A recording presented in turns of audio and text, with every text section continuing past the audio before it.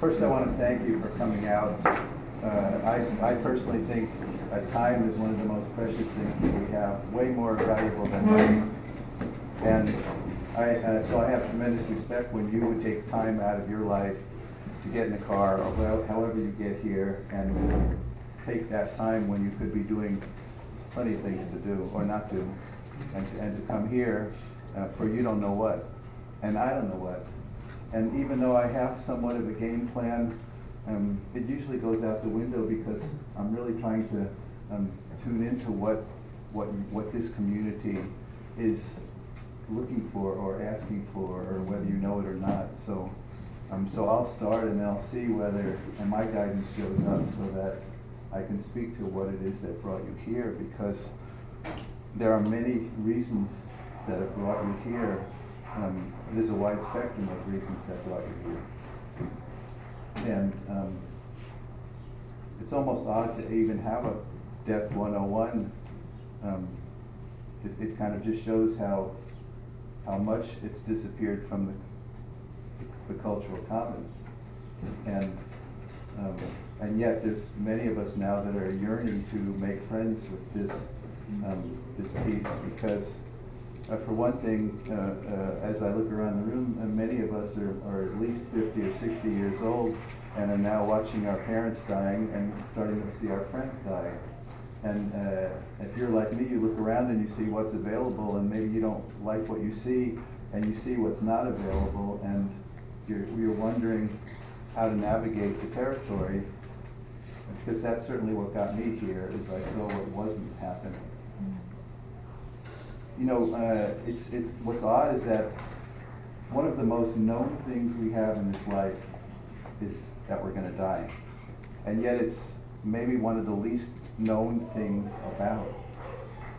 And why is that? You know, why is that? You know, Rilke, the poet, says, two of the greatest gifts we are given are love and death, and mostly they remain unopened. So the title of this was a primer for approaching your dying and sitting at the bedside of the dying. I could have added a third piece, sitting at the bedside of a culture that's dying.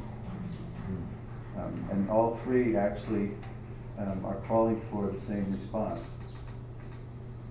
And that's what I want to speak to tonight. So if you're under 50 years old, would you stand up?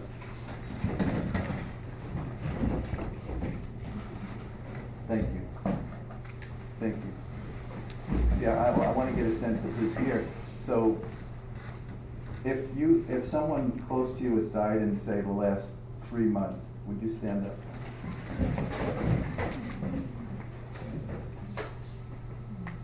Thank you. Would you stand up if someone close to you in your community is currently dying or facing a terminal diagnosis?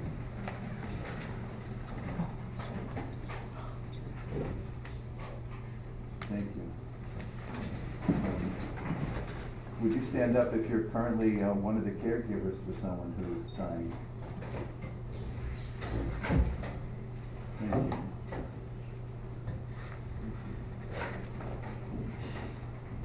Would you stand up if you work in the field of death and dying? No, that's great.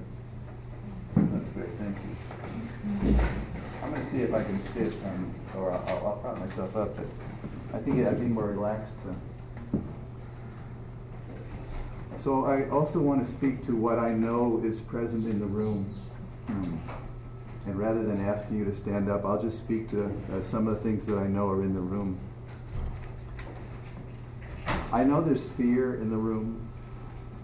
I know there's anxiety in the room. I know there's a lot of grieving in the room. I know there's shame in the room. And the reason why I speak to those things, and I'm not just speaking to one of you, as if you're the only one in the room that's having any of those feelings. Many people in this room are feeling many of those things. And many of the people in this room are feeling lonely. they may have lots of friends and be involved in a lot of community activities, but loneliness seems to be an epidemic, even amongst people that you'd imagine couldn't possibly be lonely. And the reason why I bring those things into the space and invite them in really is because sure enough, those are the things that are going to show up big time when you're on your deathbed. Big time.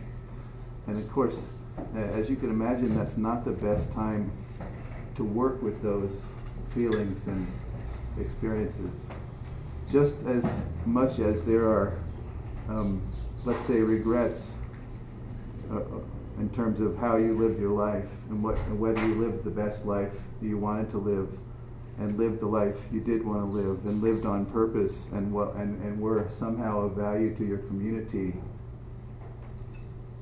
and whether you told your children you loved them enough, and whether you asked forgiveness to all the people that you needed to ask forgiveness to, and whether you forgave all the people that would love your forgiveness, and whether you said thank you to the people that wish you would have or you needed to. So all of those things are surely going to show up, and I see it over and over again. And at first it was quite surprising to me how many people who are dying really wanted to be forgiven. Now, I don't know, I haven't met anybody that didn't have a shameful thought in their life. And I've run into people that were incredibly relieved to find out that they weren't the only one that had a shameful thought. And we can go into what that's about because we're so identified with our thoughts that we start to have thoughts, and the thoughts don't get us into trouble. It's what we think about those thoughts is where we get into trouble. Why did I think that? How could I have possibly thought that? What kind of person must I be to have had that thought? What if my friends knew I thought that? I can't let anybody know I thought that, etc., etc., etc. Because we can't talk about something, we have to bring it into the room so that it becomes real to us here and now. So what I'd like you to do is start to pay attention to your breath as it comes in, as it fills up your belly and your chest, as you release it. Because as it turns out, everybody dies of the same cause, the failure to inhale. And that's the thin line between us sitting here and us dying. That's the thin line. I mean, you can go for a long time without eating or drinking, but most of us can't go very long without breathing.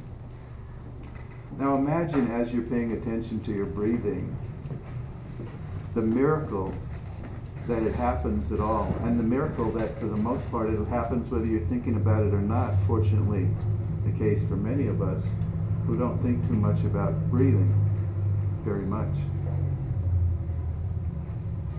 Now imagine that if you didn't have a traumatic birth, that first inhale, because we start with an inhale, imagine the miracle of what that felt like when you took a breath in and you felt that air, and maybe it hurt your lungs the first time. But imagine that miracle of actually inhaling. See, as you imagine it, if you can actually breathe with that much awareness of the miracle of the breath. As far as I'm concerned, the fact that we're even here is a miracle. Albert Einstein said it's either all a miracle or none of it's a miracle. Well, my strategy, I chose the one that it's all a miracle. In fact, I've considered and contemplated quite a bit whether death is part of the miracle. And I've concluded that it certainly is. And that's why it's quite challenging for me when I meet someone who's dying, who's willing to travel to the ends of the world or get the latest, newest experimental drug or surgery because they want the miracle when every doctor has said, look, you're dying. Now, I wouldn't want to take that away from them because I might do the same thing if I was in that situation. I'd want to do anything I could to look for the miracle. So that's why it's hard to speak to, instead of traveling around the world to a clinic here or a hospital here, maybe The miracle is for you to have time with your family and your friends and be at home and be in that part of the miracle. Now imagine as you're breathing that you're a dying person and you don't even know how many more breaths you have. You don't have a future, so every breath has tremendous awareness and presence around it, because this might be the last breath. And when you exhale, you might not inhale. Now, if you can do that, the miracle of the in-breath, the miracle of the out-breath, without leaning forward into what's next, what's going to happen next, and tune into what a dying person maybe feels when there's absolutely no future and no need to think of one.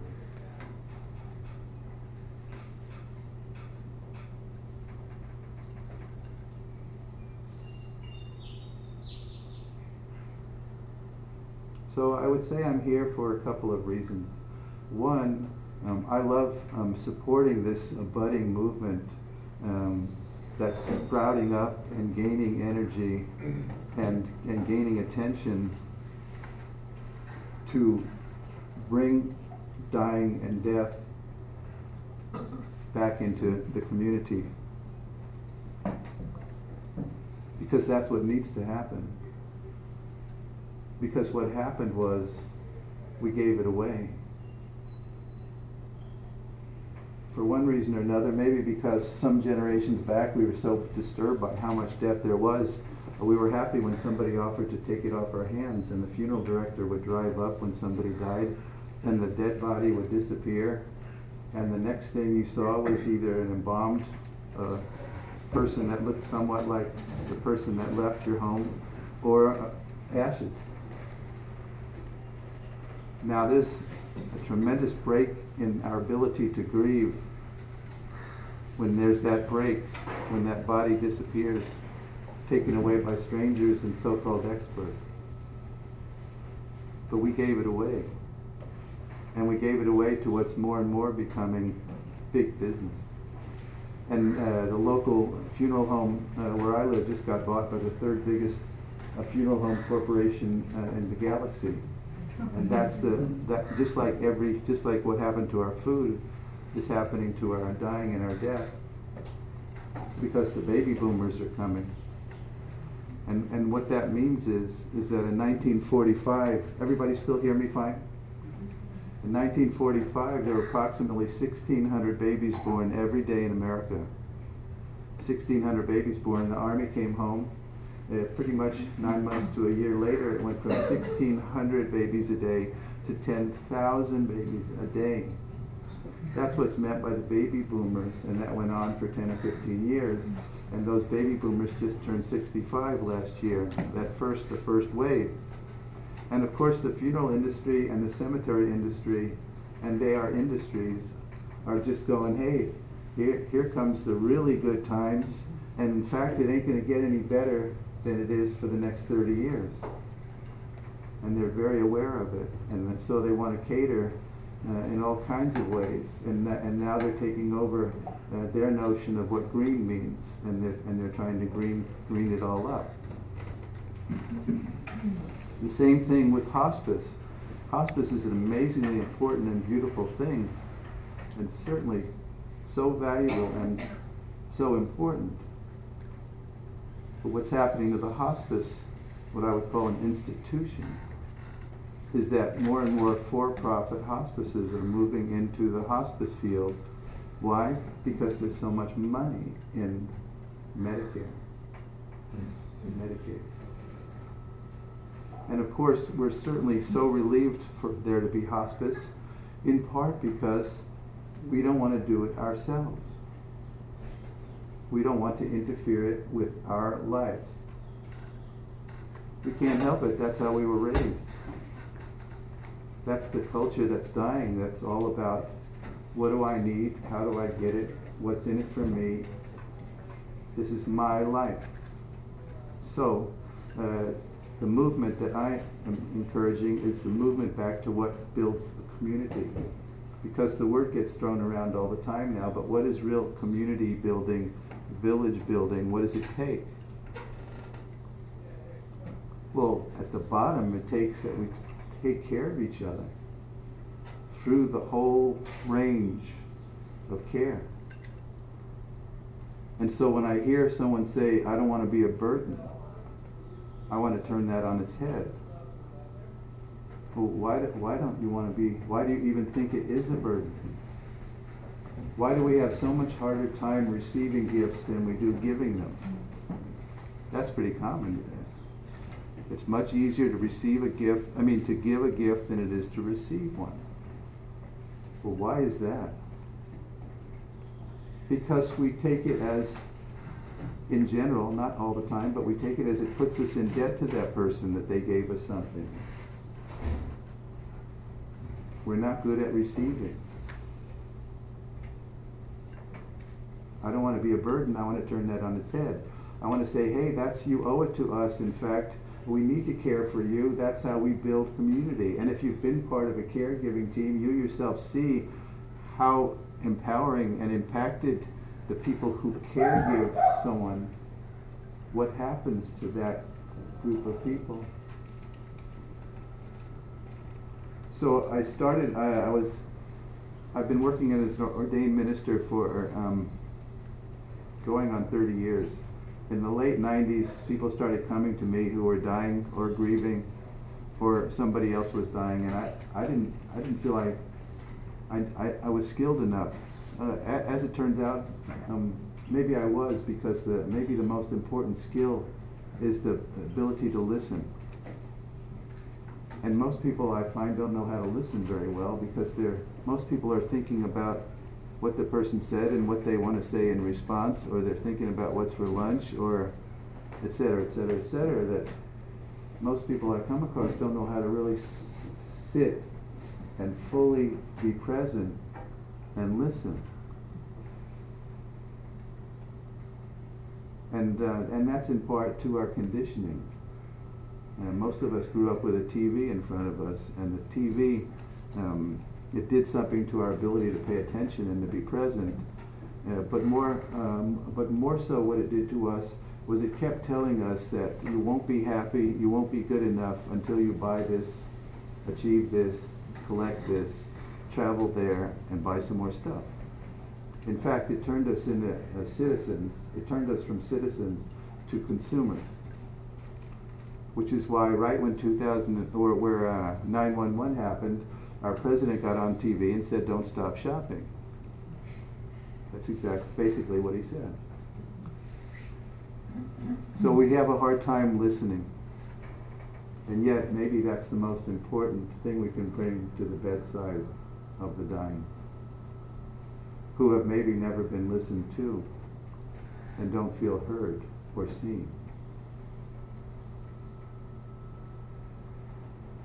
So I went and got training as a hospice volunteer, which I've been doing for 13 years. They started sending me into homes I'd never been into before, in neighborhoods. Even though I've lived on Maui for 35 years, I'd never been in some of these Filipino and Japanese and local neighborhoods. And I started sitting at the bedside of people who are dying as a student of how do people die.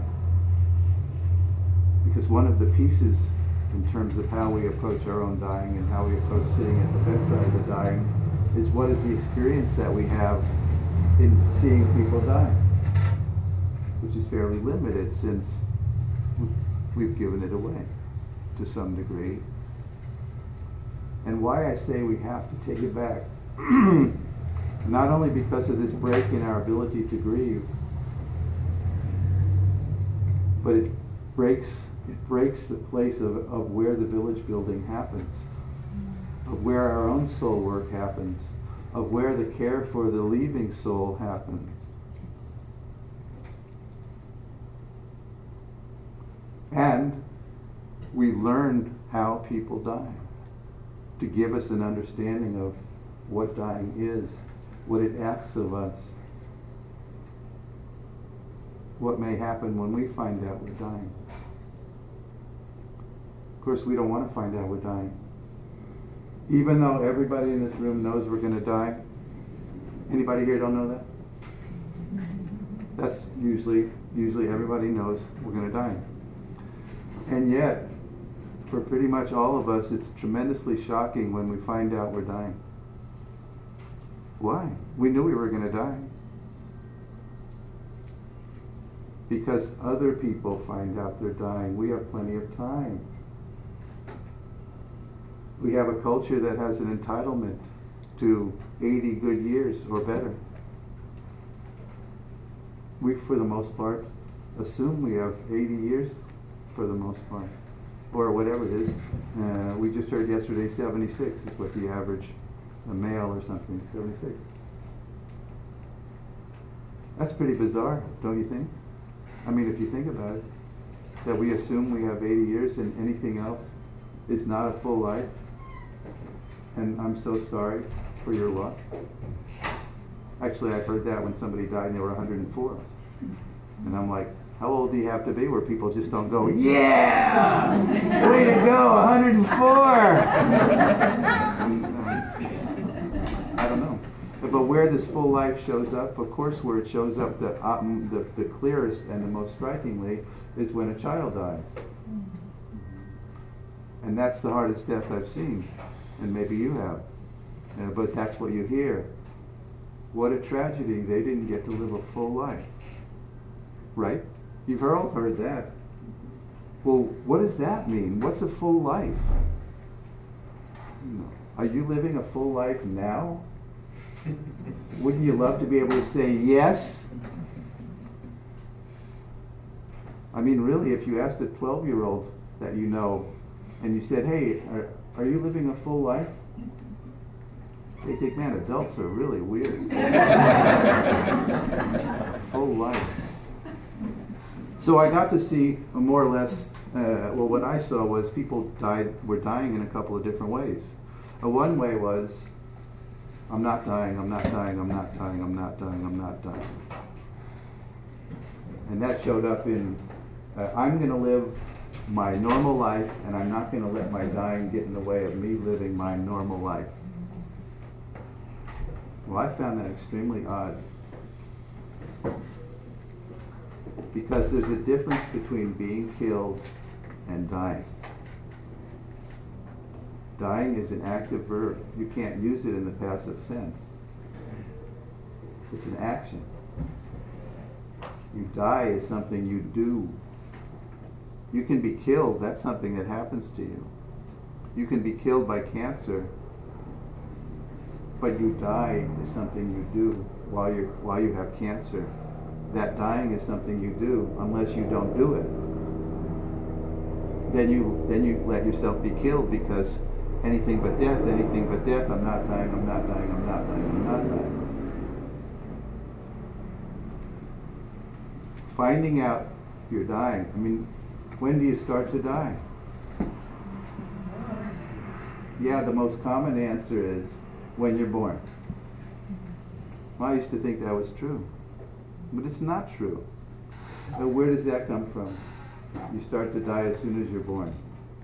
Well, it comes from this Western model that started way back in, I think, Greece, that basically separated the body from the mind and the spirit and the soul. And of course, that in that model, we're machines. And as soon as we're born, and you can see that we're machines more or less by how the medical world treats us. Oh, your liver's not working? Oh, we'll take it out and put a new carburetor in. Just like car mechanics, to some degree. We're machines. Don't wonder why the liver is malfunctioning. Let's just get you a new one. Get you back on the road. You got another 100,000 miles. The machine, when you're born, is all wound up, ready to go, and as soon as you drive out of the showroom, it's going down. That's the notion that you're dying as soon as you're born. I also got it from Buddhism. Buddhism says we're all, we're done. Well, you know where I found out that wasn't true? Wasn't even remotely true? Sitting next to somebody who was dying in their bed. And there was no way I was going to turn to that person and say, I know exactly how you feel. I'm dying too. It wasn't true. Just like you wouldn't be at a baby's birth and you turn to the mother and go, wow, what a beautiful baby, too bad it's already dying. It's just not true, and you wouldn't get invited to any more births.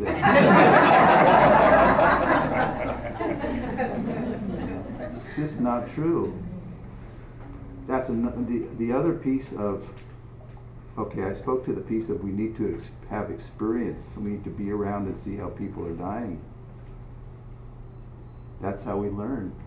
And that's one of the reasons why we have to take it back. We have to be around it. We started organizing community caregiving teams for people. We took care of a friend for 4 months round the clock. It was tremendously, we got way more than we gave. This person, who we knew, was so much a part of our community and a dance community, a meditation community, on and on and on. He was connected to about 5 different communities that we knew about and worked in a shoe store where he saw people all day long. He found out he was dying, and he was so glad he was dying because he was so lonely. Well, that was a big wake-up call for us in our community, to think that somebody out here who was one of our friends, who was amongst us and doing what we all did, was so lonely that he was glad he found out he was dying. The irony of the story is that when 30 of us took care of him for 4 months, he never felt so loved in his life and didn't want to die. He died. So we got to learn very quickly how powerful it was for us to take care of one of our own. So somewhere along that line, in sitting at the bedside as a hospice volunteer, and also as someone who's had businesses and started looking into, well, what's going on? Why does the cemetery do what it does? Why does the cemetery require, most cemeteries require you have some kind of vault or grave liner? Well, it turned out that was so the ground didn't sink, so it was easy for them to mow the lawn. I mean, we've all heard stories about some of the practices that cemeteries and funeral homes that just don't sit well with us. I mean, here we are, maybe in our most vulnerable grieving place, maybe in shock, and we go to the funeral home, and these people, they might be great people. They might be sitting out here tonight. I mean, there's fine people working in that world, but they're in business. And in business, they want to sell you things. And of course, you've got to give your grandma a really nice coffin because it's the last present you'll give her, etc., etc., etc. And that's not necessarily a bad thing because, like I said, they're in business. It becomes a bad thing when you feel preyed upon, not prayed for or prayed with, but preyed upon. And you walk out with a $10,000 bill going, what happened? And it leaves a sour taste in your mouth. And I want to take that back from the world of big business and return it to community sacred work.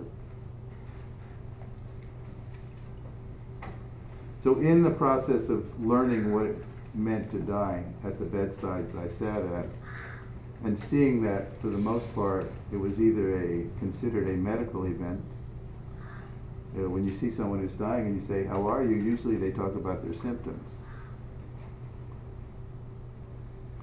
It's been turned into a medical event by the world of medical, the medicine. It used to be a religious event, and we get some funny concepts about it from it being a religious event. Some of the funny concepts we get are, we go home when we die. Lots of people think that. I see it all the time. We go home when we die. Why? Are we not home here? Where did we get the notion that this isn't home? That we go home when we die?